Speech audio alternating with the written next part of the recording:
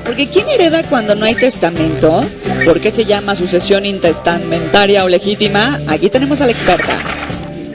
Sabe que es un lío tremendo cuando las personas no hacen el testamento, por eso cada septiembre que uno debe hacerlo, y digo septiembre porque es cuando el gobierno, el mes del testamento, sí. Maestra Horta, decidieron que se hiciera, porque de veras se suscitan muchos problemas. Precisamente hoy vamos a hablar del testamento, aunque no sea septiembre, y me voy a permitir leerte esta llamadita que tuvimos de la señora Patricia Bastida Segovia, que dice que le dieron una herencia hace 2 años, un terreno con 2 cuartos, y ella hizo los trámites y 3/4 partes del dinero se los dio a una licenciada. Cuando regresó, la escritura estaba cancelada. Digo, es que eso no es lógico. Mira, cuando hace uno el trámite, sí, entonces todas las sucesiones tienen 4 secciones. Primero se designa herederos, luego se hacen inventarios y avalúos, después se rinden cuentas y por último se hace partición y adjudicación.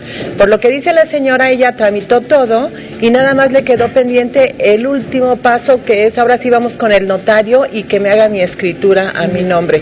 Entonces, lo más seguro es que, digo, no quiero hablar mal de los colegas, pero que la abogada no haya hecho este último pasito, porque si estuviera con el notario, entonces el notario lo que puede hacer es continuar el trámite para que ya concluya la escrituración. Ahora, esto de cancelar la escritura puede haber sido porque lo dejaron y el certificado de gravámenes y los avalúos tienen un tiempo determinado, o sea, sí, no pueden estar todo el tiempo pendiente, ¿no? Esperando. Pendiente. O sea, si dentro de los 60 días siguientes a que inicias el trámite no lo concluyes, entonces el notario no puede dejar pendiente eso. Pudiera ser esto, ¿no? Entonces, si gusta que se comunique con nosotros y con mucho gusto, directamente le damos toda la asesoría, pero necesitamos los detalles exactos para saber cómo podemos apoyarlo. Maestra, ¿sí? Muchas gracias.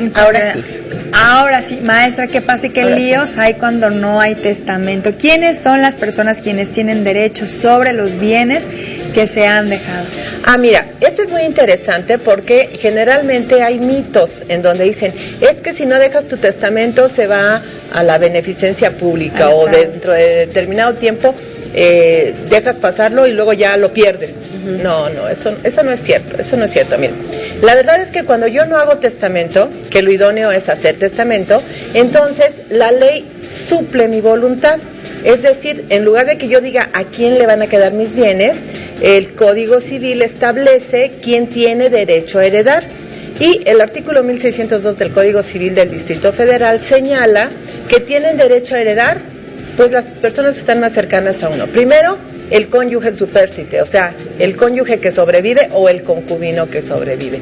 Luego, los hijos, los padres, los hermanos, y después, si no hay ninguno de estos, entonces ya vienen los primos, los tíos, los sobrinos, y si no tenemos ningún familiar, si no tenemos ni padres, ni hijos, ni esposo, ni cónyuge, ni hermanos, ni nada de esto, entonces en el Distrito Federal quien va a suceder, o sea, quien va a recibir esos bienes es el DIF, el Sistema Nacional para Protección a la Familia.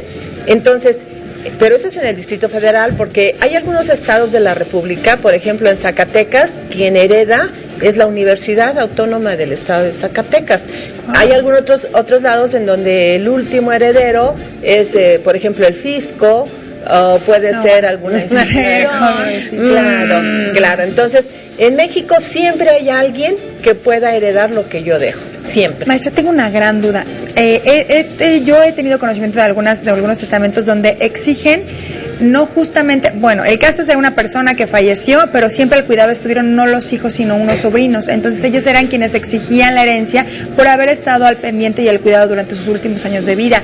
Si es así, si existen casos de personas cercanas, más no directamente hijos, por ejemplo, ¿sí pueden tener mayor derecho a una herencia? No. Por ley, hagas lo que hagas, no importa. Mira, si realmente el de cuyus, el difunto, estaba muy agradecido con los sobrinos porque lo cuidaron, pues él tendría que haber hecho su testamento para nombrar a los sobrinos herederos y entonces que los sobrinos gozaran del beneficio del patrimonio del tío, ¿no?, al que cuidaron. Pero si no fue su voluntad, entonces te digo, cuando uno no hace su testamento, cuando uno no manifiesta su voluntad, entonces entra la ley, y la ley dice que los parientes más cercanos excluyen a los más lejanos. Entonces, ¿quién es más cercano? ¿Un sobrino o un hijo? Pues un hijo. Pues un hijo. Entonces los hijos dejan fuera a los sobrinos, ellos ya no tienen derecho.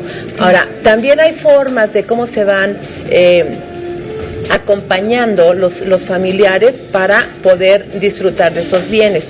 Por ejemplo, cuando sobrevive el cónyuge y los hijos, entonces al cónyuge, si no tiene bienes, va a ser igual que un hijo. Vamos a suponer que eran 3 hijos y el cónyuge, la herencia se reparte en 4 partes iguales y una parte le corresponde a cada uno de ellos. Ahora, si el cónyuge sí tiene bienes propios, que sean más lo que le corresponde a cada uno de los hijos, entonces no hereda. ¿Por qué? Porque ya tiene lo suyo. Entonces nada más heredan los hijos. Si sobrevive el cónyuge que tiene bienes pero que son inferiores a lo que le corresponde a cada uno de los hijos, entonces va a heredar nada más la parte proporcional, exactamente como para que sea lo mismo que tienen los hijos. Ahora, si no hay cónyuge y no hay hijos, entonces sí heredan los demás parientes. Vamos a suponer que nada más hay cónyuge pero no hay hijos, entonces van a heredar la mitad del cónyuge y la mitad los padres del difunto. Ahí sí van acompañaditos el cónyuge y los, ¿cómo se dice? Serían los suegros, ¿verdad? Ahora, si no hay suegros ni hay hijos, entonces, pero si hay hermanos, las 2/3 partes de la masa hereditaria le corresponden al cónyuge supérstite y 1/3 parte le corresponde a los hermanos. En esa forma van excluyéndose uno tras otro. Sería un poco largo explicarlo, pero en términos generales así es. Ahorita que dices sería largo explicarlo, ¿y el trámite cuánto tiempo lleva? ¿Es largo también? Es exactamente igual el trámite en una sucesión testamentaria y en una sucesión intestamentaria, con la única diferencia que en la sucesión testamentaria lo que se hace es declarar válido el testamento, o sea, aplicar la voluntad del difunto que quedó plasmada en el testamento. Y en la sucesión intestamentaria, o intestatum, que también lo llaman así, lo que se hace es, el juez va a investigar quién tiene derecho a heredar.